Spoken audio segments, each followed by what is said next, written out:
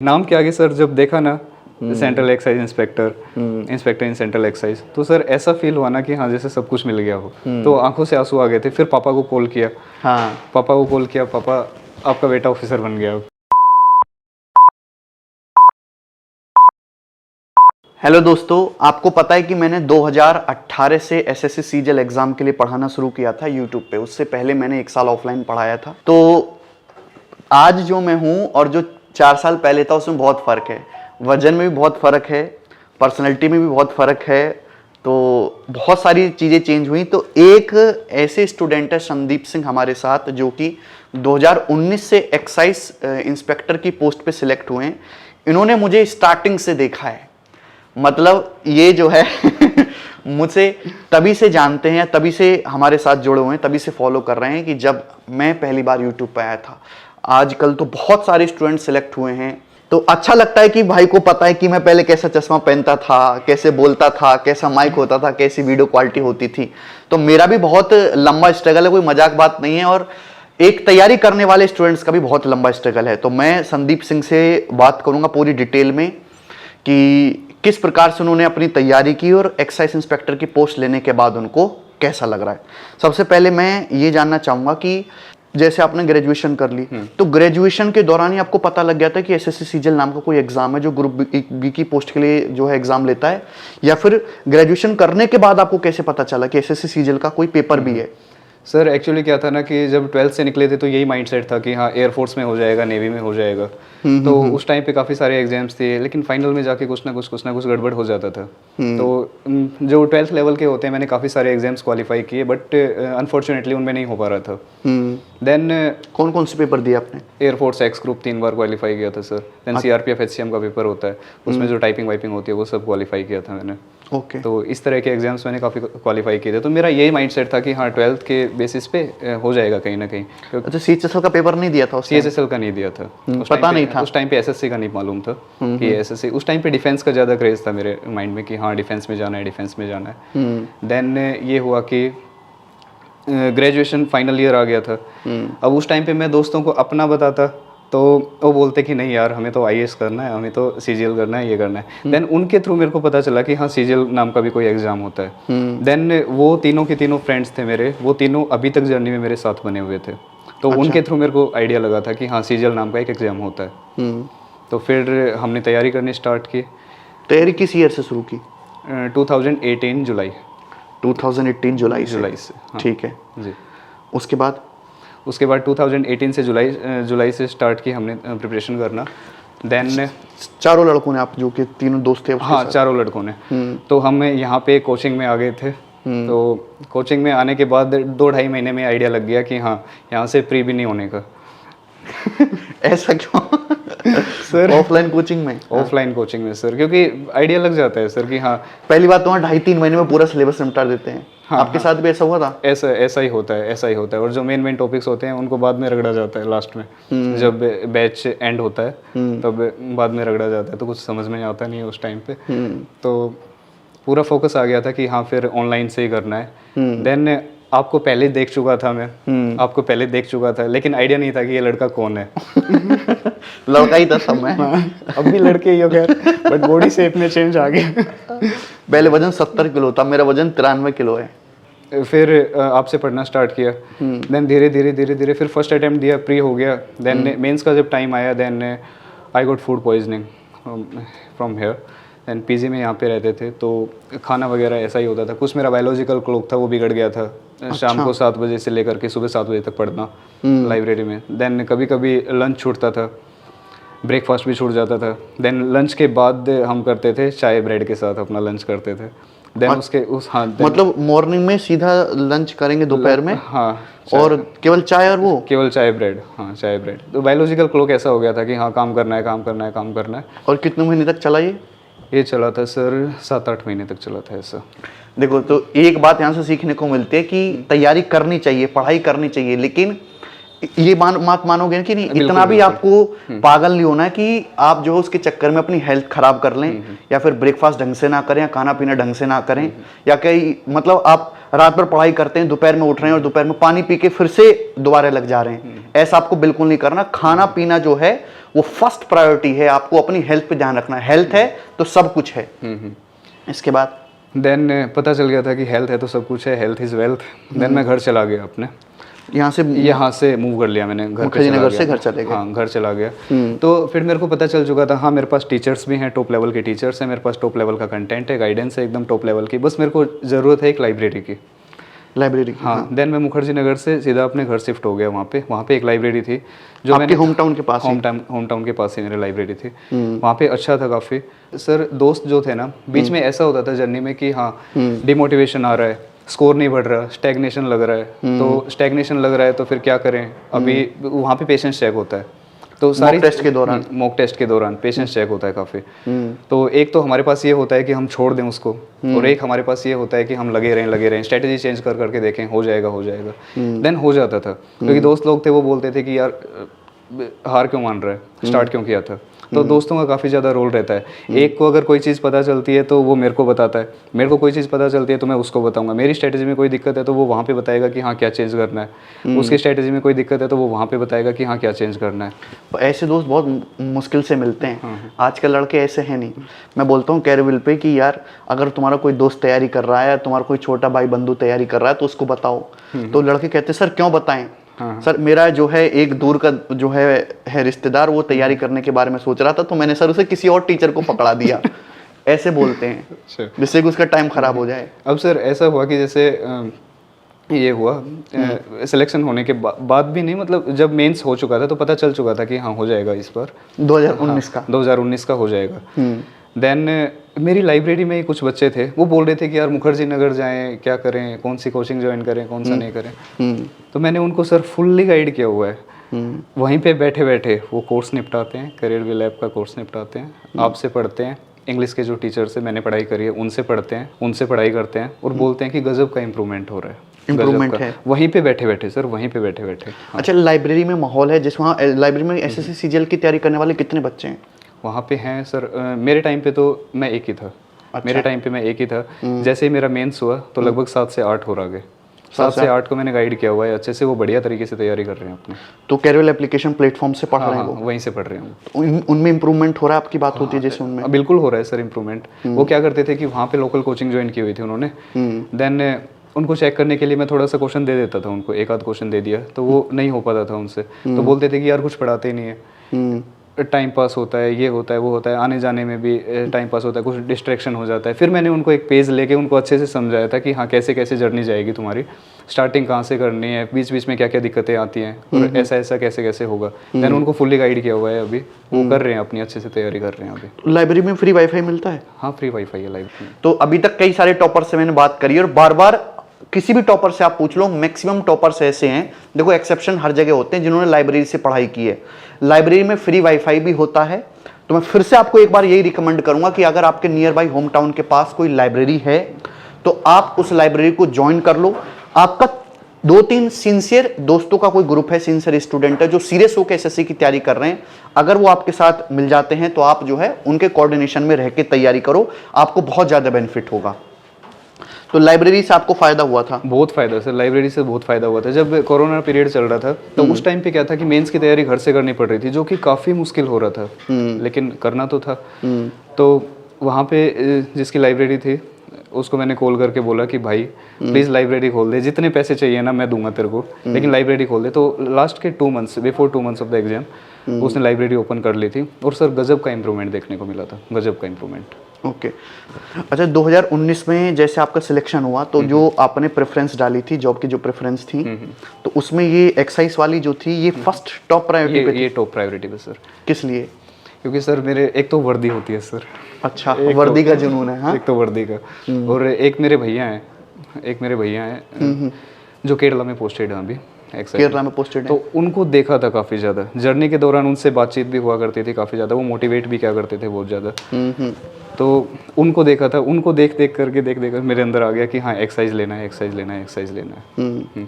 वो तो बोल रहे थे कि एग्जामिनर भी अच्छा होता है, प्रिवेंटिव ऑफिसर भी अच्छा होता है, हालांकि वो सब मिल रहा था, WO भी मिल रहा था, ऐसी 1-2 पोस्ट और मिल रही थी अच्छे, लेकिन मैंने उनको बोला कि नहीं मेरे को एक्सरसाइज ही चाहिए, एक्सरसाइज ही चाहिए, तो मैंने एक्सरसाइज ही प्रेफर किया। उसमें सर टाइमिंग का भी फिक्स रहता है, जैसे पीओ और एग्जामिनर में क्या होता है कि कोस्टल एरियाज में जाना पड़ता है, तो I didn't want to go coastal areas. अच्छा।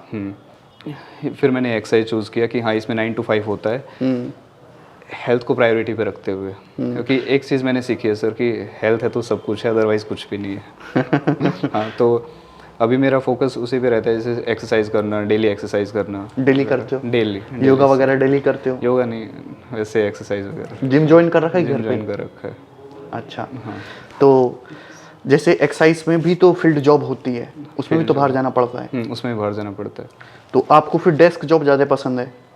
डेस्क जॉब मिल जाए, फील्ड जॉब मिल जाए, कोई भी मिल जाए हो जाएगा, बट वर्दी इंपॉर्टेंट है। Uniform important. तो यूनिफॉर्म एक मेजर रीजन है आपके लिए एक्सरसाइज ज्वाइन करने का? यूनिफॉर्म भी सर, और एक नॉर्थ में मिल जाएगा मेरे को, कोस्टल एरियाज में नहीं जाना पड़ेगा, नॉर्थ में मिल जाएगा, यूनिफॉर्म मिल जाएगी, 9 to 5 होता है। ये सारे के सारे प्रोज हैं इसके।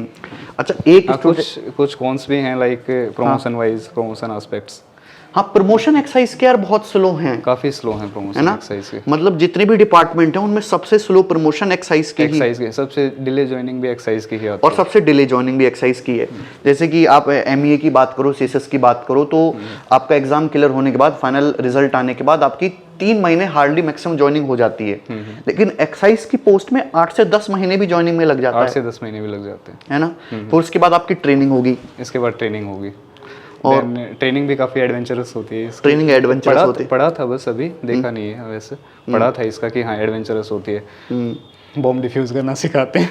नहीं, वेपन ट्रेनिंग भी होती है, उसमें आपको बॉम्ब डिफ्यूज करना, वो 2 हफ्तों की होती है ना वेपन ट्रेनिंग? 2 हफ्तों की होती है। हाँ, 2 हफ्तों की वेपन ट्रेनिंग होगी, बॉम्ब डिफ्यूज करना, AK-47 पिस्टल राइफल यूज करना आपको सिखाएंगे। लेकिन आपको दी नहीं जाती एक्साइज इंस्पेक्टर की, जो है आपको वेपन, बंदूक या पिस्टल वगैरह नहीं मिलेगी। कोई बहुत ज़्यादा रिस्की काम है या आप किसी ऐसी जॉब पे जा रहे हो कि आपके पास राइफल या बंदूक होना चाहिए, तो वो आपको देते हैं, लेकिन वो आपको अपनी सर्विस खत्म होने के बाद, वो जॉब खत्म होने के बाद आपको तुरंत डिपार्टमेंट में वापस करनी है, और एक गोली का हिसाब रखना पड़ता है। लेकिन ये भी बहुत रेयरली होता है कि अगर कहीं ऐसी जरूरत पड़ भी रही है, कोई रिस्की काम है, तो एक्साइज वाले बंदों के साथ जो है वो, या कोई पुलिस वाले या कोई जो है आर्मी वाले बंदे भेज देते हैं इसी काम के लिए। जी सर। अच्छा, एक इसमें प्रमोशन तो स्लो है, प्रमोशन ये तो सभी को पता है। दूसरा कि इसमें ट्रांसफर का भी प्रॉब्लम है अभी। ट्रांसफर का प्रॉब्लम है सर इसमें। ट्रांसफर्स का, एक बार जहाँ अटक गए, then 15 to 16 years you have to stay there. अगर जैसे आप नॉर्थ में, सपोज आप दिल्ली में, दिल्ली वाले बंदे का दिल्ली में ही मन लगता है, अच्छी बात, ये सही बात है एकदम। और आपको अगर मुंबई जोन मिल गया एक्साइज इंस्पेक्टर से, मुंबई एक बहुत अच्छी जगह है, थोड़ी कॉस्टली भी है, लेकिन एक बार आप एक्साइज इंस्पेक्टर के थ्रू किसी और अदर जोन चले गए, तो ये मान के रखिए आप आज के करंट के सिनेरियो से फ्यूचर में चेंज भी हो सकता है कि आप वहाँ पे 15-16 साल के लिए अटक जाएंगे। जी सर। और स्पाउस के बेसिस पे भी अब जो है ट्रांसफर मिलना बहुत मुश्किल है। मुश्किल हो गया सर। पहले 3-4 साल पहले तक फिर भी इजी होता था। एक बात कि जैसे आप तैयारी करते थे, प्रिपरेशन करते थे, तो जैसे आप चैप्टर पढ़ते थे, जैसे सपोज मैं मैथमेटिक्स की बात करूंगा, बाकी चीज़ों के बारे में मुझे जानकारी नहीं है, जैसे percentage, profit loss, algebra, geometry, तो आप इनके नोट्स बनाते थे। कि बहुत सारे स्टूडेंट का सबसे बड़े डाउट में से एक है कि नोट्स कैसे तैयार करें और रिवीजन कैसे करें, सबसे मोस्ट इंपॉर्टेंट। जी सर। सर नोट्स मैंने सब तैयार किए थे, जैसे मैंने आपका एक कोर्स परचेज किया था, आपने एक एक क्वेश्चन जो भी करवाया था ना सर, सब के सब मैंने उतारे हुए थे अपनी बुक, ये नोटबुक के अंदर। आपने अपने हाथों से खुद नोट्स अपने हाथों से सर। यहाँ पे निशान भी चेंज हो गया था, उंगली का निशान पड़ गया था कि हाँ एक्चुअल में लिखा है। तो लगभग सर 7 से 8 रजिस्टर मेरे तैयार हो गए थे। देन सर इसमें अलग अलग एरियाज होते हैं कि हाँ कैसे क्या क्या करना है। जब तैयारी करते हैं ना तो मिला जुला रूप होता है, ये नहीं है कि हमने नोट्स तैयार कर लिए, बस रिवीजन कर लिया और हमारा हो गया। जैसे एक तो होता है नोट्स का, और ऊपर से प्रीवियस ईयर पेपर्स को भी देखना पड़ता है। प्रीवियस ईयर पेपर्स भी। प्रीवियस ईयर आपने कितने साल के सॉल्व किए थे सर? पिछले 10 ईयर्स के, जो आपने PDF प्रोवाइड करवाई हुई थी ना, वहाँ से किए थे। ओके। और फिर कैलकुलेशन स्किल्स भी इम्प्रूव करनी पड़ती हैं। देन सर मैंने कैलकुलेशन स्किल्स का किया था, 1 से 100 तक के स्क्वायर्स मेरे को बाई हार्ट याद थे। अच्छा। जी सर। मैं उनको देखता रहता था daily 3 to 4 minutes, daily 3 to 4 minutes. Then 1 से लेकर के 60 तक के क्यूब मेरे को बाई हार्ट याद थे। एंड वो कैलकुलेशन में कहीं भी फंस जाते थे तो वहाँ पे फटाफट से हो जाता था। लाइक 51 का क्यूब कितना होता है, तो 132,651 होता है, डायरेक्टली हो जाता था वो। अच्छा। हाँ, 52 का कितना होता है 140608 होता है, देन वो डायरेक्टली हो जाता था वहाँ से, तो टाइम काफ़ी ज़्यादा सेव होता था। मुझे भी याद नहीं 51 52 का क्यूब तो। अच्छा हाँ देन मैंने ट्रिक्स भी देखी थी कि हाँ 3 का कैसे मल्टीप्लाई करना है, लेकिन वो कुछ जमा नहीं सर मेरे को, क्योंकि हाँ ये जो ट्रिक्स होती हैं, ये बड़ी बड़ी भयंकर सी ट्रिक होती है, मैं भी देखता हूँ कभी कभी, तो वो आपके एग्जाम में काम आती है ऐसी कैलकुलेशन की? नहीं सर, वहाँ पे इतना प्रेशर होता है कि ट्रिक्स लगाने का वही सवाल ही पैदा नहीं होता। अगर ट्रिक्स की हम ज़्यादा से ज़्यादा प्रैक्टिस कर भी लेना, तो भी मान लो हमने ज़्यादा से ज़्यादा प्रैक्टिस करी है और मान लो कि हमने फटाफट सोल्व कर भी लिया, सोल्व हो जाएगा, लेकिन उसमें सर गलत होने के चांसेस होते हैं। इससे बढ़िया है ट्रेडिशनल मेथड। ट्रेडिशनल मेथड अगर आता है तो फटाफट से हो जाता है, कम से कम 2-3 सेकंड ज़्यादा लगती हैं, लेकिन क्वेश्चन तो सही होगा। उसमें हम 3-4 सेकंड बचाने के चक्कर में हम क्वेश्चन ही गलत कर देते हैं। तो ये अप्रोक्सीमेशन, डिजिटल सम, यूनिट डिजिट, ये वाला पोर्शन यूज करते थे? ये यूज होता था सर, लेकिन जो अलग से ट्रिक आती है ना, नहीं वो सब बकवासबाजी, वो नहीं किया आपने? वो नहीं की सर मैंने यूज। ओके। और मेरा तो सर स्क्वायर और क्यूब वाला इतना काम आता था, कोई हद नहीं, बहुत ज़्यादा काम आता था। देन प्रीवियस ईयर पेपर से भी डील करता था मैं, हर एक सेक्शन से डेली डील करता था सर। ये जो एसएससी सीजीएल की तैयारी हुई है ना, इंग्लिश पे तो मेरी कमांड पहले से ही बन गई थी। लगभग स्टार्टिंग के लगभग 6-7 महीने में ही मेरे को कॉन्फिडेंस आ गया था कि हाँ इंग्लिश में तो हो जाना है बढ़िया। लेकिन जो मैक्सिमम तैयारी हुई है ना सर, वो मैथ्स की हुई है।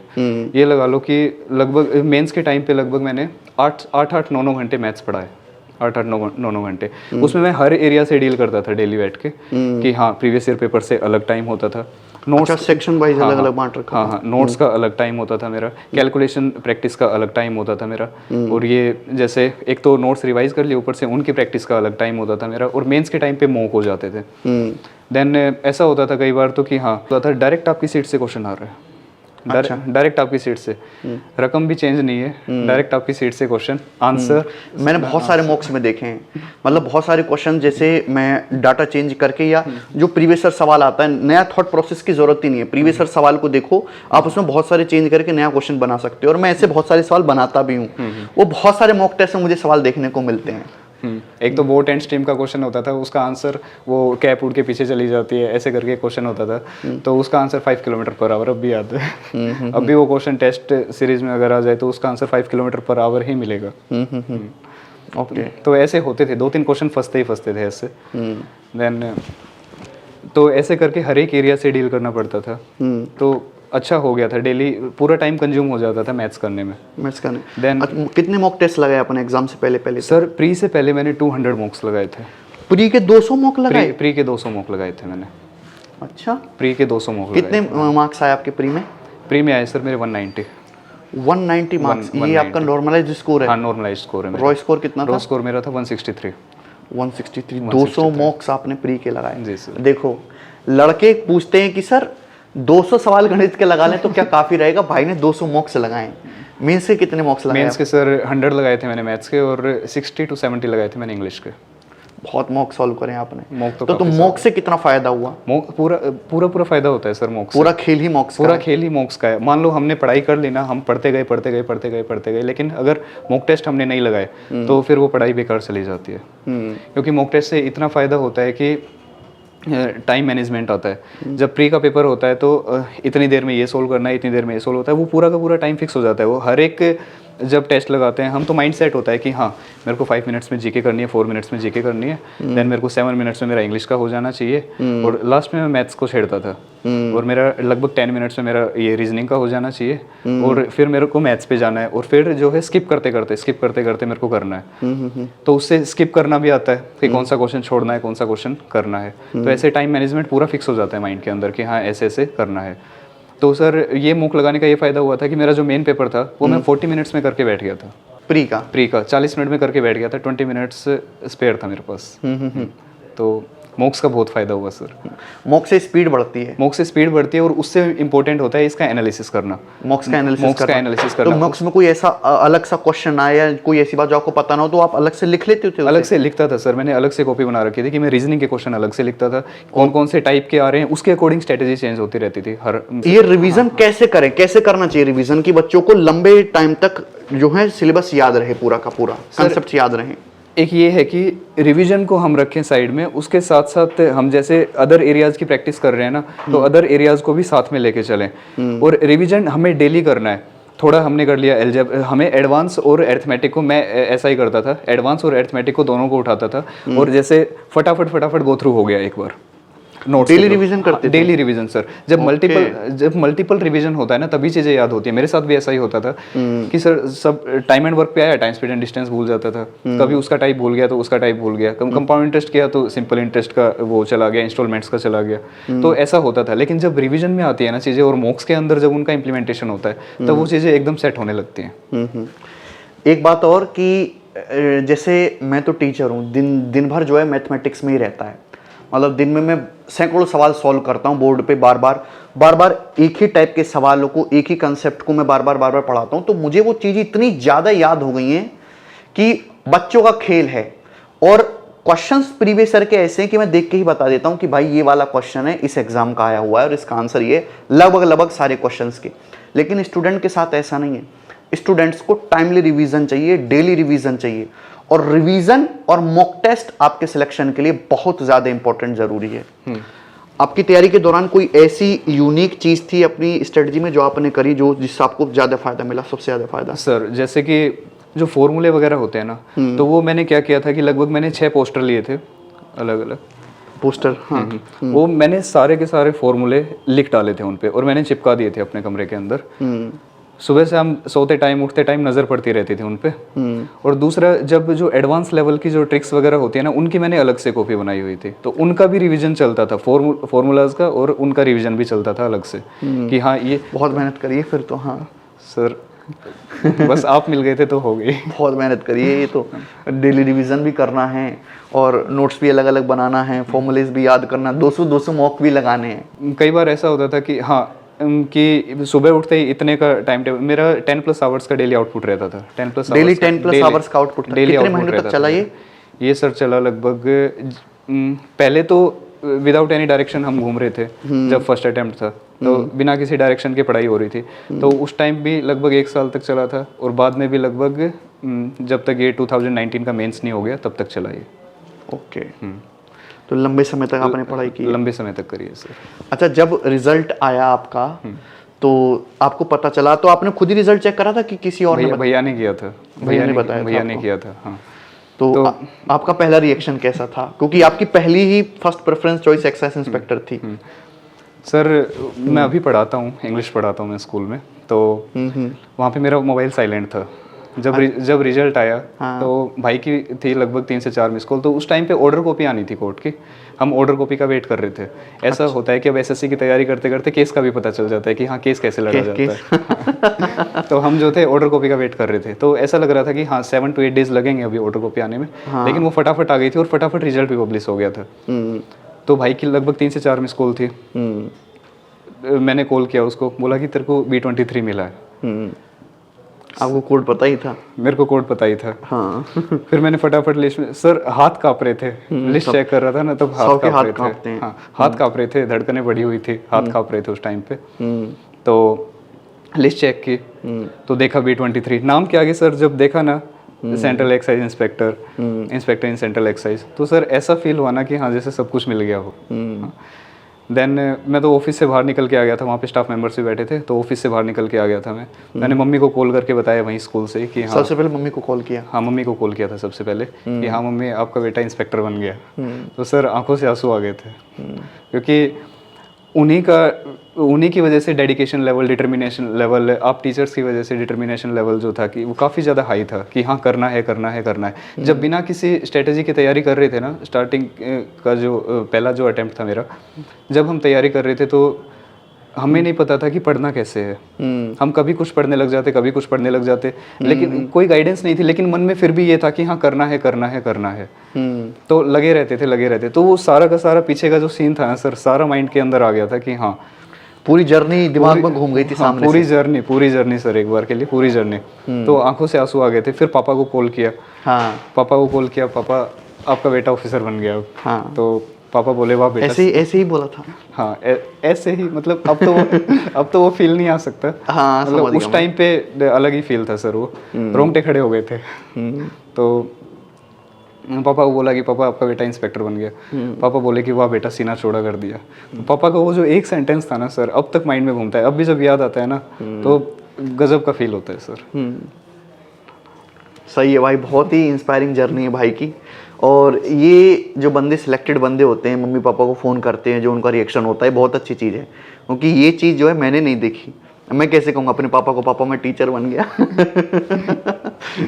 लेकिन मेरे लिए कुछ अलग चीज़ें हैं और एक सिलेक्टेड इंस्पेक्टर के लिए कुछ अलग चीज़ें हैं। अलग अलग प्रेफरेंस है, अलग अलग लाइफ चॉइस है और अलग अलग जर्नी हर इंसान की जाती है।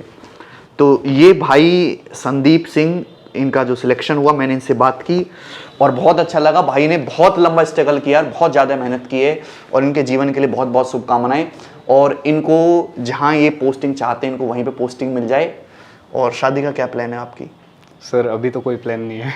अभी कोई प्लान नहीं है? अभी कुछ सोचा नहीं है इसके बारे में।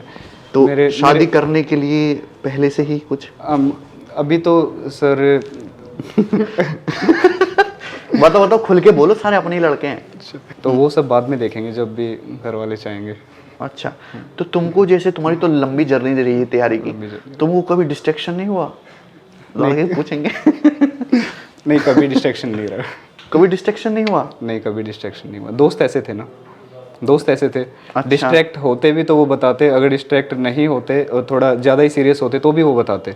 दोस्त काफ़ी अच्छे रहे हैं। आप मेरे डिस्ट्रैक्शन का मतलब समझ रहे हैं? समझ रहा हूँ सर मैं। दोस्त सर, टाइम ही नहीं मिलता था। अब जब ऐसे बंदे को फॉर्मूलाज देखने हैं, मॉक टेस्ट वगैरह लगाने हैं, रिवीजन करना है, सारा टाइम तो उसी में चला जाता था। ठीक है भाई। सर एक बात और बोलूँगा मैं कि ये जो सिलेक्शन हुआ है ना सर, आपको डेडिकेट करूंगा सर मैं। पूरी सारी तुम्हारी मेहनत है भाई। तैयारी सर आपको डेडिकेट करूंगा। घर में भी मेरे फैमिली मेंबर्स को भी सबको पता है कि गगन सर कौन है, सबको पता है ये चीज़ें, क्योंकि पूरे दिन आपके बारे में चर्चा चलती रहती थी कि हाँ सर ये सर वो, सर ये सर वो। सर मैं डेडिकेट करूंगा इस प्रिपरेशन को। धन्यवाद भाई, धन्यवाद। बहुत अच्छा लगा आपसे बात करके।